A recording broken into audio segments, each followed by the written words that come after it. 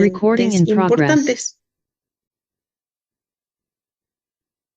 Los efectos también de utilizar TDCS en rehabilitación motora post-TBC se pueden observar a nivel de espasticidad, es decir, se ha visto que la TDCS puede reducir espasticidad y el efecto se puede observar hasta un mes post-aplicación. Además, también se ha observado que optimiza el flujo sanguíneo cerebral, aumenta el flujo sanguíneo a nivel regional en donde se aplica la TDCS y esto favorece un entorno metabólico bueno para justamente esa recuperación neuronal que se está buscando. También mejora la conectividad funcional porque potencia la eficiencia de redes motoras y premotoras, impactando justo esa red de manera completa o general. Y también pues tiene un efecto a nivel neuroplasticidad y de retención a largo plazo. Estas mejoras clínicas en movilidad, en fuerza o en marcha que se pueden observar en estos pacientes se mantienen por semanas tras el tratamiento gracias a esa neuroplasticidad inducida. Ahora, aunque la TDCS es la más usada, no es la única modalidad con ese potencial en rehabilitación post-TBC. Como ya les platiqué que la TACS está menos estudiada o investigada que la TDCS en estos pacientes, pero sí se ha observado que tiene también un efecto benéfico en áreas específicas. Por ejemplo, optimiza la comunicación y la integración entre áreas motoras y otras redes cerebrales después de una lesión, contribuyendo a la recuperación funcional. Y esto lo hace a través de la modulación de ondas beta. También se ha explorado el efecto que tiene en ondas alfa y se ha visto que puede ayudar a mitigar los síntomas de negligencia después de un EBC, facilitando la percepción del lado del cuerpo que era ignorado previamente. Y también tiene efectos a nivel de oscilaciones teta. Y esto se ve reflejado en una mejora en el rendimiento y en la fluidez de habla en pacientes que presentan afasia post-EBC. Entonces aquí pueden observar que el enfoque comparado con la TDCS es más hacia resincronizar redes que han quedado desorganizadas tras la lesión. El uso de TACS todavía no es un estándar o no tiene esa evidencia tan robusta como lo tiene la TDCS, pero como les decía, pues representa una línea muy prometedora, ¿no? También a nivel clínico en pacientes post-EBC.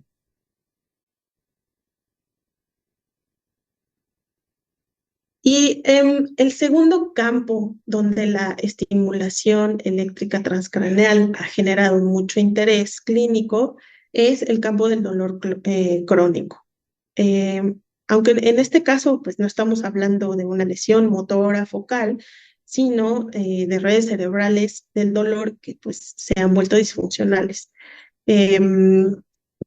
Pero pues también se ha observado un impacto positivo a nivel clínico al utilizar estimulación eléctrica transcraneal, específicamente en pacientes con migraña, fibromialgia y dolor neuropático. Entonces, empecemos con TDCS, que otra vez pues es la técnica más respaldada como justo tratamiento complementario en dolor crónico. En este caso, sus efectos no se limitan solamente a modular excitabilidad neuronal, también se han descrito otros mecanismos a través de los cuales la TDCS puede impactar en esa percepción del dolor y también en el dolor somático. Entonces, lo que se ha observado es que la TDCS tiene un efecto a nivel de modulación inmunológica, induce cambios a nivel de la regulación de citocinas, tanto pro como antiinflamatorias. También tiene un efecto a nivel de la inhibición de la activación glial. Las células gliales, como ustedes saben, pues son las células del sistema inmune del cerebro, del sistema nervioso central, y la TDCS tiene la capacidad justo de inhibir la activación microglial y astrocítica, que también juega un papel muy importante en el dolor neuropático. La TDCS también tiene un efecto a nivel de red, es decir, altera o modula la conectividad entre regiones como el tálamo y la corteza cingulada, y también tiene un efecto de remodelación sináptica a través de receptores específicos como receptores de NMDA y de sistemas GABA. En la clínica, específicamente las dianas más usadas para analgesia, cuando hablamos de TDCS, son la corteza motora primaria y la corteza prefrontal dorsolateral, porque, bueno, sabemos que el dolor no es solo sensorial, sino que también tiene un componente emocional y cognitivo.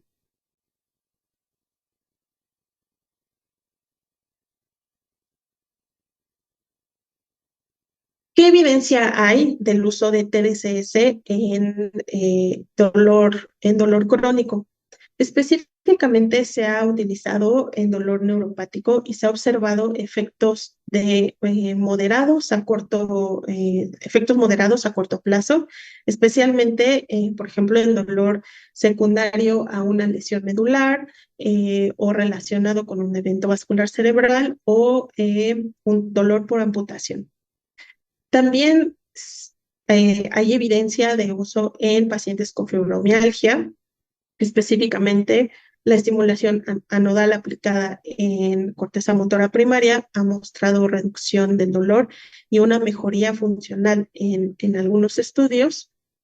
Y en cuanto a migraña, la evidencia es un poco más limitada y además los resultados pues son heterogéneos, pero sugiere posibles reducciones en cuanto a la frecuencia de los ataques o eventos de migraña y a la intensidad de estos ataques. Entonces, aquí justo quisiera hacer una nota, pues algo muy importante que hay que comunicar al paciente es que no se utiliza en este tipo de intervenciones como una cura, sino como una herramienta que puede integrarse a un abordaje multimodal y que puede beneficiar o favorecer más bien la reducción de algunos síntomas. Ahora platicamos sobre cómo se puede integrar la TACS en el manejo de dolor crónico. Aquí recuerden que la TACS se enfoca más bien en esa sincronización o acoplamiento con oscilaciones neuronales. Se ha visto que ciertas bandas, incluyendo la banda alfa y la banda gamma, están alteradas en personas con dolor crónico. Entonces, aquí, ¿qué es lo que puede hacer la TACS? Aquí la TACS puede favorecer esa sincronización con oscilaciones relacionadas con la percepción del dolor. En este caso, pues, modular la potencia de los ritmos alfa en, por ejemplo, corteza somatosensorial, lo que se va a asociar a una reducción en la percepción de la intensidad del dolor. En este caso, pues el enfoque es más orientado a justo reorganizar o modular esa dinámica de red más que solamente a modificar una excitabilidad a nivel local. Y la evidencia sobre su eficacia, específicamente, por ejemplo, en pacientes con fibromialgia, se ha observado o hay reportes de reducción del dolor a corto plazo, por ejemplo, con protocolos que se dan a los pacientes con fibromialgia con TACS de 4 semanas, hay justo una reducción inmediata del dolor. Sin embargo, pues es una reducción a corto plazo. También se ha utilizado en pacientes con dolor lumbar. Se han probado específicamente frecuencias, en este caso de 10 Hz, pero la evidencia es limitada, es decir, los datos que tenemos no nos permiten establecer pues un beneficio específico utilizando TACS en pacientes con dolor lumbar. Y en dolor crónico post-EBC o post-ictus se ha visto que puede reducir el dolor y mejorar la calidad de vida de los pacientes, posiblemente a través de una resintonización o modulación de oscilaciones teta, como dice aquí, en la corteza sensorimotora. Entonces, parece que la TACS puede ayudar a restaurar ese equilibrio entre excitación e inhibición y reorganización de las redes neuronales asociadas al dolor crónico post-TBC.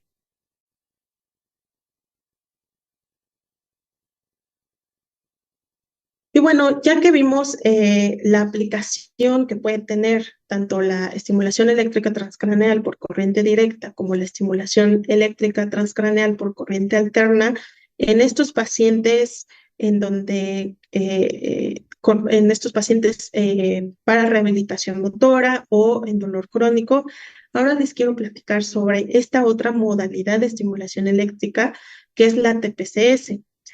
Como les contaba al inicio, la TPCS, la evidencia que hay es aún más limitada. Es un tipo de intervención o de modalidad de neuromodulación invasiva que se utiliza más bien a nivel de investigación, pero pues bueno, es bueno revisar cuál es su potencial eh, clínico y en el caso de rehabilitación y de dolor crónico. Em, La TPCS se ha estudiado en varias áreas, incluyendo fibromialgia, en dolor visceral crónico, en lesión medular y espasticidad y en pacientes post-TBC. En fibromialgia, ¿qué es lo que se observó? Se observó que al utilizar TPCS hubo una reducción significativa del dolor en estos pacientes y tanto a nivel somático como a nivel cognitivo, es decir, esos componentes en el componente somático y cognitivo. En cuanto a dolor visceral crónico, se observó que la TPCS puede modular la coherencia cortical y aliviar síntomas, particularmente en pacientes con síndrome de colon irritable. En cuanto a los pacientes con lesión medular y espasticidad, se ha observado que la TPCS puede reducir la espasticidad y mejorar trastornos del movimiento. Y en pacientes post-TBC también puede mejorar la función locomotora y reducir trastornos motores, pero específicamente esto solo se ha observado en modelos animales. Entonces, como les decía, en este caso, pues la evidencia que hay es un poco más reducida, incluso hay evidencia a nivel preclínico, eh, pero bueno, es una técnica con un potencial pues importante y les quiero platicar específicamente por qué esta técnica tiene este potencial a nivel de pacientes, a nivel de clínica. La TPCS, como les decía, combina características de TDCS y de TACS. Tiene efectos estáticos sobre excitabilidad, como los tiene la TDCS, pero también tiene efectos dinámicos sobre oscilaciones, como los tiene la TACS. Además, también la TPCS introduce un concepto que se conoce como resonancia estocástica, donde se integra un poco de ruido y la integración de este ruido, la introducción de este ruido puede mejorar la sensibilidad en redes neuronales. También se ha descrito que la TPCS tiene o tiende a menores efectos secundarios, como menos irritación cutánea que la TDCS, y también tiene un impacto químico reducido, es decir, minimiza esa acumulación de iones ideal para sesiones largas en los pacientes. Este esquemita justo muestra pues las características generales de TDCS, TACS y cómo la TPCS, digamos que combina las características de ambas, dándonos justamente pues estas ventajas sobre TDCS solita o TACS solita.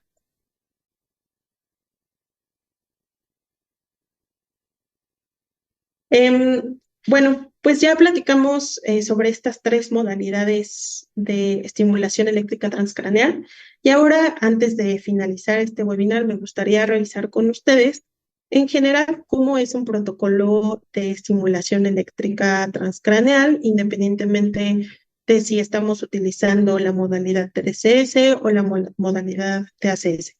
Obviamente, pues cada una tiene su particularidad específica, las zonas de estimulación, etcétera, pero sí hay algunos parámetros generales que aplican para ambas. Los parámetros de estimulación eléctrica transcraneal más utilizados en la clínica son estos que les presento aquí en esta diapositiva. Normalmente se utilizan intensidades de entre 1 y 2 miliamperes. Se sabe que al utilizar intensidades más altas, pues podemos favorecer eh, un, sí, un beneficio, que el impacto a nivel clínico sea mayor. Y, por ejemplo, pues podemos ajustar la intensidad que se utiliza en cada paciente, obviamente dependiendo de la tolerancia que tenga ese paciente a la sensación, al aumentar la intensidad. No es una sensación dolorosa, es una sensación incómoda. El paciente la puede notar específicamente cuando llegamos ya a una intensidad muy alta.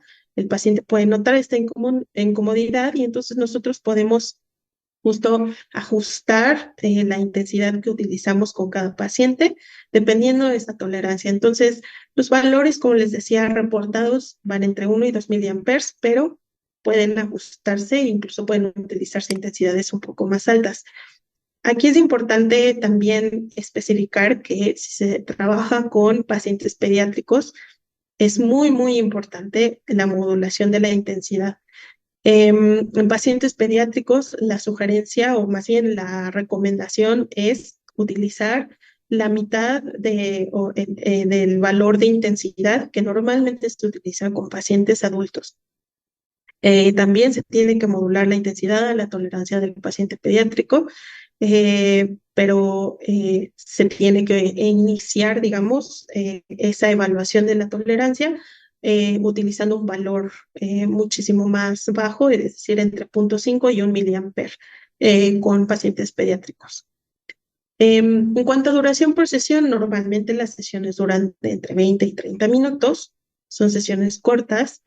El número de sesiones obviamente va a variar también dependiendo de el protocolo que se quiera aplicar, la patología, las condiciones del paciente, pero bueno, en general oscilan entre 10 y 20 sesiones, perdón, los protocolos, con una frecuencia semanal de entre 3 y 5 veces por semana. Y aquí es muy importante, como les contaba cuando hablábamos de rehabilitación en pacientes, rehabilitación motora, perdón, en pacientes post-TBC, pues es muy importante la combinación terapéutica entre la estimulación eléctrica con la terapia de rehabilitación, fisioterapia o terapia del dolor. Esta es la clave en la integración de estas técnicas de neuromodulación invasiva en la clínica. Hay que combinarlas, por lo menos en el caso de pacientes para rehabilitación de dolor crónico con fisioterapia o terapia del dolor.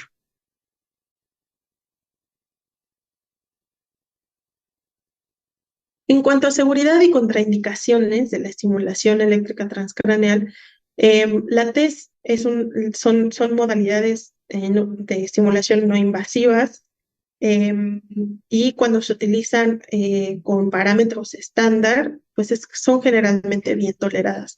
Los efectos secundarios más comunes son leves y transitorios, por ejemplo, hormigueo leve, enrojecimiento de la piel, cefaleas transitorias, y estos suelen desaparecer poco después de la sesión.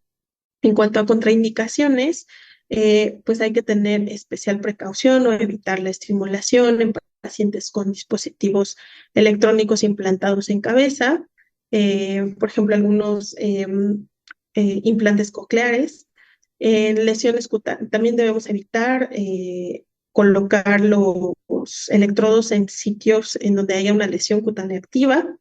Y en pacientes con epilepsia no controlada, pues no es una contraindicación absoluta, pero sí se requiere una valoración cuidadosa. En pacientes embarazadas, pues hay que evaluar el riesgo-beneficio. La realidad es que no tenemos datos clínicos de seguridad en pacientes embarazadas. Entonces, pues bueno, esto se deja a criterio clínico y después de evaluar ese riesgo-beneficio.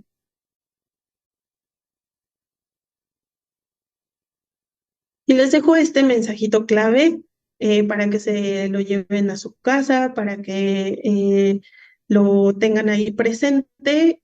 Em, Estas son las cuatro ideas, digamos, para cerrar, más importantes. Primero, recordemos que la estimulación eléctrica transcraneal es una técnica no invasiva que modula redes cerebrales y además facilita la plasticidad y que no sustituye terapias, en este caso, de fisioterapia o de terapia de dolor o farmacoterapia, sino que más bien es parte de justo ese enfoque multimodal.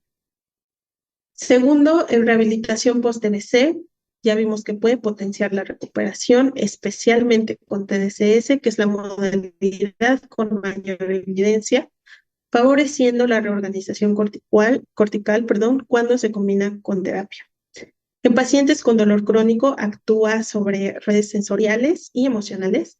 También la TDCS en este caso es la más respaldada clínicamente, pero pues ya vimos que también TACS y TPCS tienen un potencial en estos pacientes. Y en general, pues estas modalidades de estimulación eléctrica transcraneal son seguras, se pueden ajustar algunos de los parámetros a los pacientes y dependiendo de el objetivo terapéutico que se quiera alcanzar, y también son complementarias. Y pues bueno, eso es todo por hoy. Muchísimas gracias por su atención. Antes de irnos a la sesión de preguntas, me gustaría recordarles que vamos a tener, aparte de otros dos webinars, uno en donde el doctor César Romero nos va a platicar sobre la estimulación transcutánea del nervio vago, las aplicaciones clínicas para esta modalidad. Este va a ser el día martes 17 de marzo. Y también vamos a tener otro webinar mucho más detallado, enfocándonos en recuperación funcional tras un EBC. Aquí les platiqué así de manera general qué es lo que se ha observado, qué se puede esperar en estos pacientes, pero la psicóloga Diana Luna nos va a platicar con más detalles sobre la evidencia del uso de estas modalidades en pacientes post-TBC.